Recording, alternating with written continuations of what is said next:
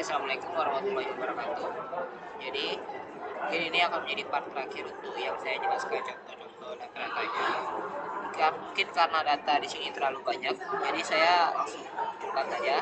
Tapi akan saya jelaskan bagaimana data-datanya. Jadi untuk yang pertama itu NIM, nama ini kita tulis sendiri sesuai yang kita mau. Dan untuk fakultas ini, untuk yang data-data fakultas, jurusan, gelar, strata, dan jalur masuk ini itu bebas kita tentu sendiri. Tapi karena fakultas, jurusan, dan lain-lain ini itu pasti kita sudah tahu.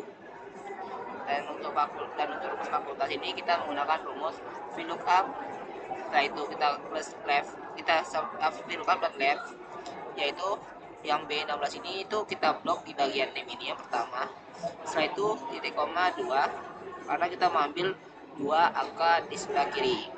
Nah setelah itu kita titik koma, itu tutup dulu, baru titik koma, kita blok di bagian fakultas seperti ini. Kita blok semuanya dari sini sampai sini, kita blok. Setelah itu kita kunci dengan menggunakan F4. Nah setelah itu titik koma 2 ini karena kita mengambil dari kolom kedua, titik koma lagi 0, titik kurung, dan enter, dan akan muncul fakultas sesuai dengan 2 angka sebelah kirinya. Seperti di sini kan FIPA di 0 sama 8, berarti 0 sama 8 di sebelah kiri ini akan muncul di sininya FIPA. Setelah itu kita blok semua sampai bawah. Setelah itu untuk jurusan itu kita juga menggunakan VLOOKUP, tapi kita gunakan mid karena kita sudah ambil dari tengah.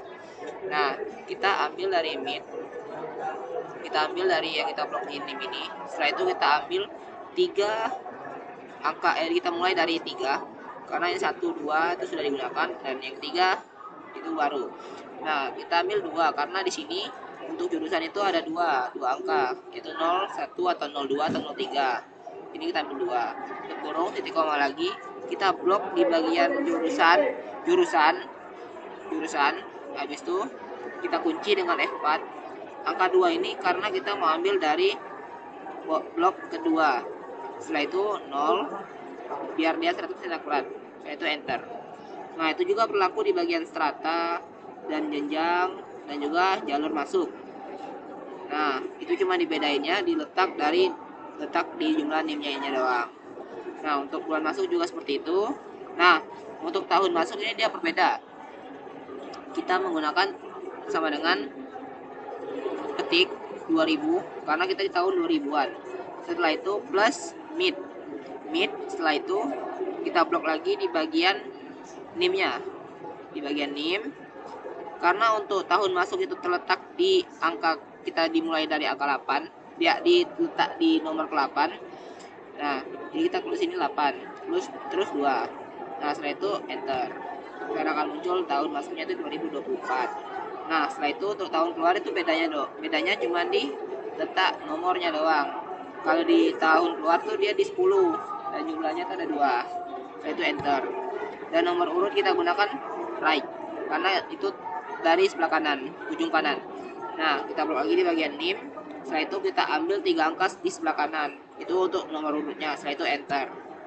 Nah untuk gelar itu sama seperti jenjang, tapi dibedain dengan di bagian ujungnya saja. Kalau di jenjang dia menggunakan 2, kalau yang di gelar kita gunakan 3. Setelah itu enter. Nah untuk rumus cari NIM ini supaya kita lebih mudah, itu kita gunakan seperti kita bikin yang di sheet 2 tadi sebelumnya, di video sebelumnya, dengan menggunakan filter.